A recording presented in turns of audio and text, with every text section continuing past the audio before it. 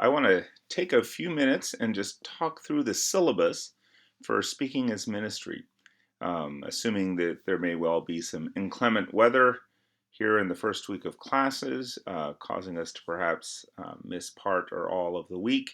Want to go over the syllabus here so as what class time we do have we can use productively. So, speaking as ministry is fundamentally a preaching course. So, what we will be doing throughout the semester is talking about communication, talking about how we effectively communicate ideas in spoken formats from one person to groups of people.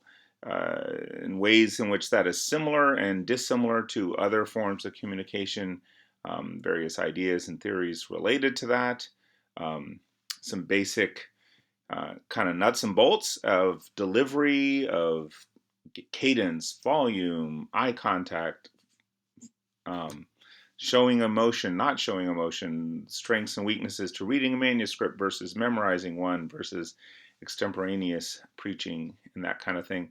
We'll also be looking at various techniques of developing sermons, particularly. So, in some senses, part of what we're going to be doing will look like a communications class around any topic. But then there will definitely be pieces of the course, significant pieces that are related expressly to preaching Christian scripture. And what are some theories and ideas around the development of biblical sermons and what might that look like. So let's walk through the syllabus just specifically. Um, Again, the course objectives are quite simple. There's just three. So we're going to talk about how ideas work and how they are communicated. So some fundamental kind of looking at metaphors and different theories of communication, how those work together. We're going to look at various Christian theories of homiletics, um, ex- expository sermons, narrative driven sermons, that kind of thing, and just strengths and weaknesses of those different approaches and practice doing that, developing sermons in more than one style. And we will also just do it. So everyone will preach at least 2 sermons throughout the semester, as well as a number of kind of ungraded small speaking exercises that we will do together, particularly early in the semester, just to get used to the idea of being in front of the class and speaking to one another. So here's functionally how the grading breaks down for the course. So you're going to have a number of assignments, each of which are worth 15%, and then the final exam will be worth 10. There will be a written final exam, depending on how far along we are in the delivery of our second sermons. That may or may not be in class, or it may be a take-home final exam, but you will have one to cover material that we lecture on, discuss in class that's outside of the assigned text. So the first 15% of your grades are going to be reading summaries. So there are 3 assigned texts for the class. Telling Secrets by Frederick Buechner, Biblical Preaching by Haddon Robinson, and Speaking of Sin by Barbara Brown Taylor.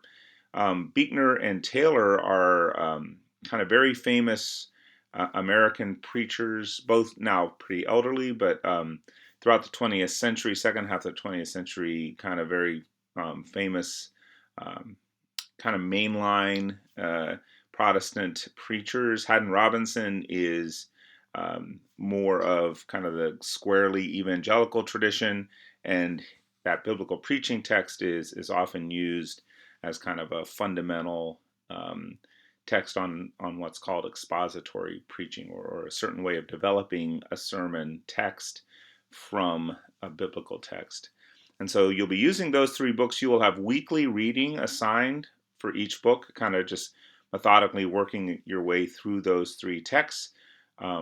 You will be responsible to turn in notes for that reading every Tuesday. Okay, so those notes, we will discuss this in class a little bit this week, but they're very simple. Just for each chapter, if it's a 15-page chapter, just a number of bullet points kind of hitting the primary ideas of the chapter. You don't have to comment upon them. You're not asked to interpret the text. I just want to verify that your eyes have read all of the chapters of the book. And so as we move through, so it's typically about 3 weeks for each text, and so about a third of the book each week. And then at the end of each book, you'll also write kind of a response paper, which is somewhere between a prezi, which is often kind of like a one-page flash response, and a full-blown, 5-6 page response paper. This will be somewhere in between that, probably single space, page and a half, 2 pages of you responding to some of the main ideas or particular ideas from each text that kind of jumped out at you. So 15% of your grade is these weekly reading summaries, 15% for each response paper, the Buechner book, the Robinson text, and the Barbara Brown Taylor book. And then you will deliver 2 sermons through the semester, one coming about just past halfway, a little about 2/3 of the way into the semester. That'll be 15% and 15% for your second sermon. The sermons, and we will discuss these more in class, but the first sermon will be particularly in the expository method of developing a sermon. That's what you'll be delivering. Each of them are going to be 12 minutes in length, 12 to 13 minutes. If you go longer than that, I'll stop you where you are. Part of that is I think it's important to be able to discipline ourselves to communicate within a set time frame. There are some churches that, hey, the sermon goes as long as the sermon goes, and if it's an hour, if it's an hour and 10 minutes, so be it. Thus saith the Lord, kind of thing. That is not what we're going to do. We're going to kind of operate under the assumption that most likely you're going to be in a speaking context, or most of us are in speaking and preaching context, where there's kind of a time frame that we're expected to fill. And there's other things going on in the service or the youth group or wherever we might be speaking. If it's a youth group setting, there might be parents waiting. And I've got to give a 14-minute talk tonight. That's how long I have. And I need to be able to discipline myself and my ideas to fit that. So the first sermon will be in the expository method.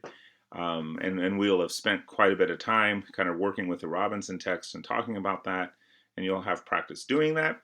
The second sermon will be much more creative. You can, do a variety of different things based on ideas we've considered in class.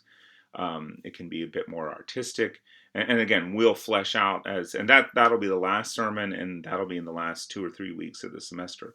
So by the time we get there, I think you'll have plenty of ideas as to what you might like to do to fill that. Both of those sermons will need to be squarely rooted in a particular biblical text that you choose. You can't just talk about love and maybe tie in a scripture or two, but they need to be centered and grounded around one particular text. And then 10% of the class is going to be the final exam. So I note in the syllabus, and I want to stress this here in this video, that I do not weight my Foxtail sites in terms of grading. Okay, so all of your assignment grades will be listed on Foxtail, but they will not be weighted, 15%, 15%, 10%, and whatnot. So it will be a relatively close approximation of your final grade if you're looking late in the semester. But I go through and calculate all those grades by hand. Okay, so I just want you to be wary of assuming that the final column on Foxtail is your accurate grade. It will be in the ballpark of what your grade is, but the specific grade that will determine what you get for the semester, I calculate by hand at the end of finals week, and I'll use the formula listed in the syllabus. So all the prior, most of the assignments 15%, one assignment. The final exam 10%. So just want to note that. Attendance for this class is important. We meet twice a week.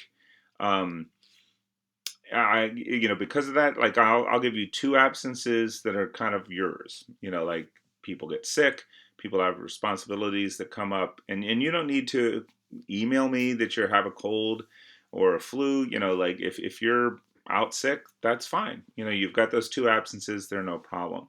Beyond that, absences will accrue and will begin to count against your grade. So it is important to come to class. Um, you're paying for this course. Don't just skip class. And it will cost your grade in a variety of ways. Um, I also ask, particularly the size of the course and the way we'll be approaching it. Either we will be having discussions together. Most classes will maybe have a bit of lecture from me, but then quite a bit of discussion. Or you'll be listening to someone preaching. So I really ask that you not bring computers to class, that we take notes by hand in notebooks, and that cell phones off, no computers. Let's just be present and engaged with one another face to face. If we're listening, actively listening to people preach, or most of the time when folks aren't preaching, we'll be discussing together. So I would like to see that. I really want us to be encouraging to one another. So I have some comments in the syllabus about interacting in class. We may not all agree with each other about what good preaching looks like, what biblical preaching looks like.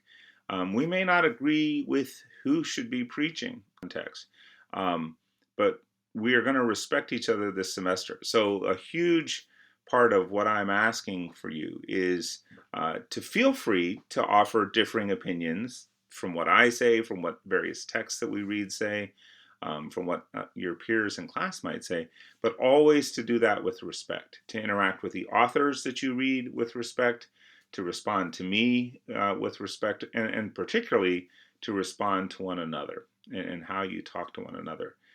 George Fox affirms, and I personally deeply affirm, that God gifts all kinds of folks to preach in the church, and male and female. And because Fox affirms that, because I affirm that, and I believe Scripture affirms that, that is going to be the platform from which this class moves out. Over half of the students in the course are women, and we are going to encourage one another. We are all kind of new to preaching. And my guess is some of us may have done it a little bit, but most of you probably have not, perhaps at all, had the opportunity to preach. And we all deserve and need the opportunity to do so in a supportive and encouraging environment. That will happen on the day that you're preaching, but it also happens in the culture that we create all semester long.